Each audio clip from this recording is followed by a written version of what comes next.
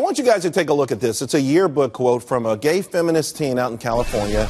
It says, quote, "I need feminism because I intend to marry rich, and I can't do that if my wife and I are making 75 cents for every dollar a man makes," end quotes. Now, is this the new reality for young women looking for success, marry rich, or is this just a cop-out? Has the feminist movement actually backfired? Well, here to help us break it all down, Kimberly Guilfoyle, co-host of The Five. She also has a new book out, Making the Case, How to Be Your Own Best Advocate. Also joining us, Julian Melcher. She's with the National Review. She's an amazing reporter. And, of course, you all know our amazing Scotty Nell Hughes, TPNN.com news director. She's in Nashville. All right, Kimberly, I want to start with you. Sure. Because your book is about advocating and promoting yourself. When you see this kind of stuff, what does it make you think? Because I think when I heard this and saw that, I thought about you and your book. Yeah, what I think is you should make your own money. And you shouldn't marry somebody because you want them to pay for all of your stuff. I mean, some people do that. I like to be my own entrepreneur, believe in myself, invest, and then know my own self-worth, and then make my employer pay me what I'm worth. Right. But you state your case and you take a stand. Absolutely. So, I mean, I'll give her, an A for creativity, being clever and making some noise, getting people to, talk about this like we're doing right here on your show. But other than that, I mean, that's not my approach. But I feel like it's buying into something, Jillian, that's not necessarily true. Younger women, that pay gap has closed dramatically. It's not 75 cents on the dollar. And I would say really soon, these young women who are in college more than the young men actually will be making more than men. So I feel like young women who feel discouraged about the American economy or capitalism or whatever it is because of these old stats are falling victim to feminism. Yeah, you're absolutely right. I was looking up statistics today, and there was actually an interesting 2010 study that found that women without children in urban areas actually out-earned their male counterparts by about 8%. But my heart goes out to this girl. I mean, she's a high schooler in a country with more opportunities for women at the best time in history to be a woman, and this is her idea of what feminism is. That's going into it with the wrong attitude. That's one person. I don't think you would judge everybody by that, because he's mentioned the stats. The unemployment rate for young women is much better than it is for young men. There's more young women going to college. Everything, the trend has been getting better. Look where we've come in the last 50 years. I mean, they should be celebrating this, not putting it down. Well, but with that, we don't really hear a lot of stories, Scotty, and you're the one who actually sent me this link. We don't hear a lot of stories. Anybody's celebrating this. I understand what Matt's saying, and I read the numbers too, but the overall narrative is that this is still a real bad place to be if you're a woman.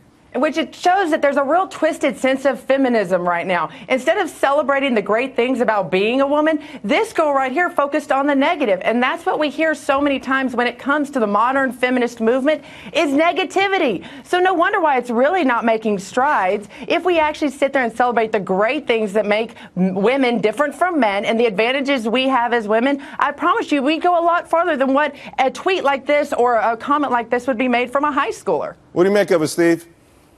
Well, listen, I agree with Kimberly that A+ for creativity for sure, right? The fact that we're all talking about it right now. But again, playing the victim is simply not the optimistic future that I think is going to catapult. By the way, and I think she thankfully is an anomaly. I really believe the millennials, and I know we rip on them a lot on this show, I think at times. I believe millennials are seizing opportunity, and particularly when it comes to young women. They are so driven. When I encounter young men, and I know this is just anecdotal, but they seem to care more about video games, about gaming, and social stuff. Young women are studying, are working, are out there. They are butt kickers. So I think that her peers are going to outshine her in that regard.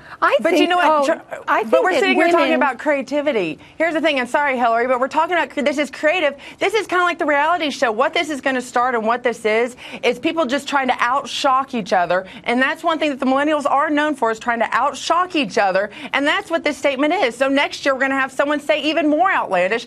And this gives a false impression of what the modern female is about. I guess, though, for me, though, as long as young women don't buy into it, it's okay if there are people out there who want to outshock each other. But I'm worried about this being the overall narrative and actually maybe becoming a self-fulfilling prophecy. Well, the reality is, yes, there are so many opportunities for women, and women who don't have children in urban areas make more than men. But here's where we have a problem, and we just have to face it and not deny it. And that's that when women have children, they tend to leave the workforce, or they tend to go into part-time, or they choose other areas and other routes where they can spend more time with their family. And that's why family formation, extended family is so important in this country. And also, women do need to bond together, because sometimes it's hard as a woman alone to be aggressive and to demand that raise. But if there's mentors and women mentoring women, I do believe we can get there. All right, real quick, I want to shift. We talked about the economy a lot.